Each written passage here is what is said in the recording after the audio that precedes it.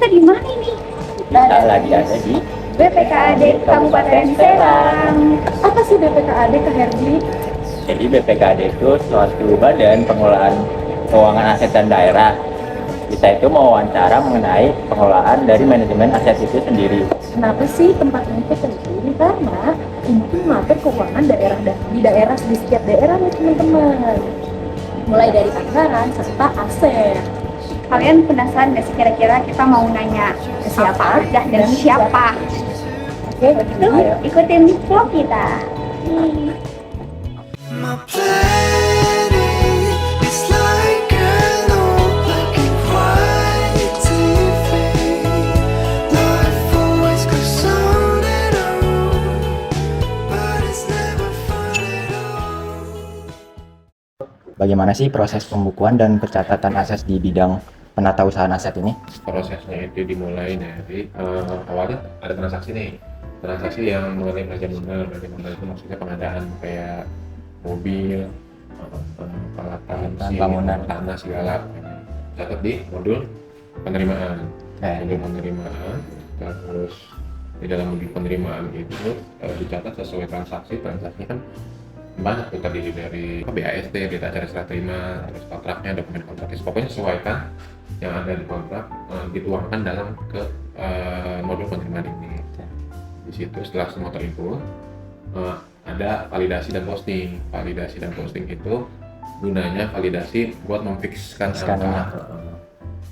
Kan karena leading sektornya aset Pemkab Serang itu berada di BPKAD.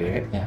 Jadi setelah divalidasi, lalu diposting, dan yang bisa memposting itu cuma di bidang aset dari 29 OPD dan 29 kecamatan. Dari posting itu gunanya untuk memasukkan ke kertas kerja, ke modul pelaporan. Cuma dong kalau misalnya penerimaan nggak diposting, kan dalam akuntansi itu penggunanya posting itu mencatat ke besar pembukuan. Agak manual lagi kan sekarang mencatat. Apakah seluruh aset ini tuh sudah dicatat juga dalam SIMDA BMD itu? SIMDA BMD kita nggak pakai SIMDA Oh, BMD. nggak pakai ya. Belum ada arahan dari Kemendagri buat EBMD ya? EBMD apa SIMDA BMD? SIMDA BMD. SIMDA BMD belum ada. EBMD itu yang produk Kemendagri. Kemendagri itu info terakhir itu membebaskan semua Pemda untuk memakai aplikasi BMD-nya masing-masing. Kemudian kita pakai pihak ketiga, namanya Atisis Bada. Atisis Aplikasi teknologi informasi barang miliknya. kendala utamanya kalau misalkan pakai aplikasi itu. Kendala utamanya paling ketika maintenance aja sih, tapi juga itu nggak sering. Paling diinfokan dulu, kadang 3 bulan sekali, kadang 6 bulan. Sifatnya kayak update pembaharuan aja, dan itu nggak bisa diakses selama update tersebut. Tapi biasanya juga dari pihak pengembangnya, developernya nginfoin dulu, nggak langsung. Tapi dengan adanya aplikasi sih. Banget buat pencatatan secara digital. Mekanisme pencatatan aset hasil pengadaan ke dalam data aset daerah tuh gimana sih Pak? Tadi yang kata saya itu yang dari transaksi. Terus ke mengangkat itu mobil penerimaan dicatat, nanti hasilnya diposting itu buat laporan ke kertas kerja, dan untuk BMD-nya barang-barangnya berupa apa, misalnya kursi, mobil, tanah, semua tercatat di sini.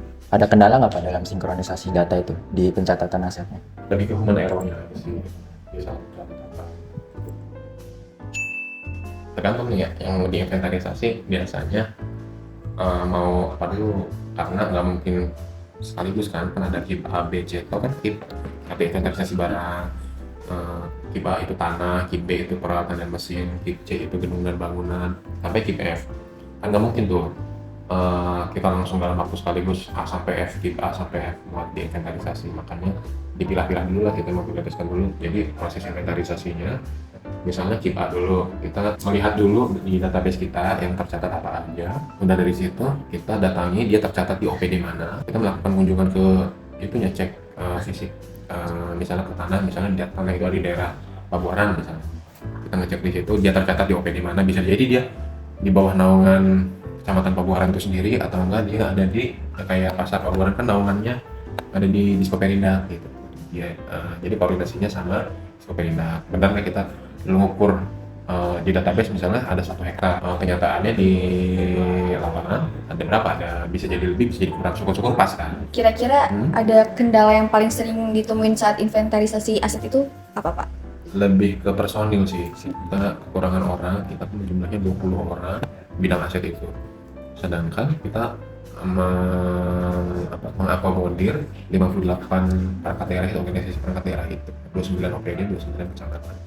Kan banyak banget gitu, sedangkan orang itu cuma 20 doang Iya. gitu. Tapi Bapak kalau misalnya cek itu rutin setiap bulan atau bagaimana? Enggak, kalau inventarisasi barengin sensus biasanya 5 tahun sekali. Gimana sih Pak kondisi legalitas aset daerah khususnya tuh tanah sama bangunan? Legalitasnya ada yang masih proses, ada yang sudah jadi sertifikat. Kebanyakan tanah sih kalau untuk sertifikat. Nah kira-kira masih ada aset yang belum memiliki dokumen legal yang lengkap gitu Bapak?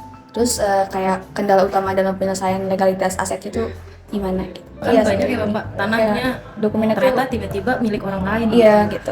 Kan masih ada tanah milik Pemda sendiri yang berada di Pemkot. Di penyelesaiannya paling kalau untuk level antara Pemda gitu dimediasi oleh provinsi gitu. Jadi yang pertanyaan selanjutnya ini tentang pelaporan aset nih Pak. Jadi penyusunan laporan, ketetapan waktu dan akurasi data. Kan kalau mekanisme pelaporan aset tadi udah dijelasin ya Bapak, pakai tata usaha dan segala macam. Jadi selanjutnya laporan aset yang disusun udah sesuai dan tepat waktu nggak sih Pak? Udah sesuai. sesuai. Ya? Kalau menurut standar peraturan pemerintah nomor 47 tahun 2021 sudah sesuai. Apa kendala utama dalam penyusunan laporan aset ini Pak? Kendala utamanya paling Mas Rel udah datang. Kendala utamanya penyusunannya terkait mengumpulkan orangnya aja. Sok bandingin tanya-tanya yang di Pemkot Serang pasti nggak sebanyak di Kabupaten Serang. Paling ngumpulin orangnya itu yang ada susah. Ya terkait SDM juga sih. Ya sekitar 25% lagi lah yang belum melek teknologi. Selanjutnya nih Bapak terkait digitalisasi pengelolaan asetnya kan pakai aplikasi Antisis Antisis Badan. Sejauh mana Antisis Badan ini mendukung pengelolaan aset? Mendukung banget. Kita sangat bergantung pada aplikasi ini. Soalnya aplikasi ini juga nggak cuma dibutuhkan di bidang aset juga, tapi dibutuhkan sama bidang akuntansi juga. Ini kan bidang aset. Iya. Bidang akuntansi buat input neracanya dari mana? Laporan neraca. Jadi SDM-nya tuh yang terlibat masih bisa mengoperasikan ini dengan baik atau cuma segelintir aja Bapak yang bisa? Kalau untuk OPD sih, bagian besar bisa ya, udah pada bisa. Cuman yang jadi masalah tuh kalau untuk yang level kecamatan gitu tuh masih ya ada sedikit lagi lah, sekitar 20% lagi lah, sekitar 20% lagi ya. Jangankan buka Antisis Badan, untuk konekin wifi-nya aja gimana caranya masih suka nanya. Jadi kendala utamanya karena masih kurang yang mengerti gitu menggunakan aplikasi ini. Karena Bapak ada pertanyaan penutup nih. Menurut Bapak apa masalah utama dalam manajemen aset di bidang penatausahaan aset ini? Kurang tertib administrasi aja sih, kayak mobil dari OPD 1 ke OPD 2 itu kan langsung dikasihin aja, misalnya ada pegawai akuntansi gitu langsung diolah, tapi meninggalkan pencatatan di OPD yang ditinggalkan gitu, padahal mobilnya sama unitnya udah berpindah gitu. Kenapa? Kalau asetnya dihapus gitu, karena udah nggak bisa dipakai gitu, itu juga repot nggak sih?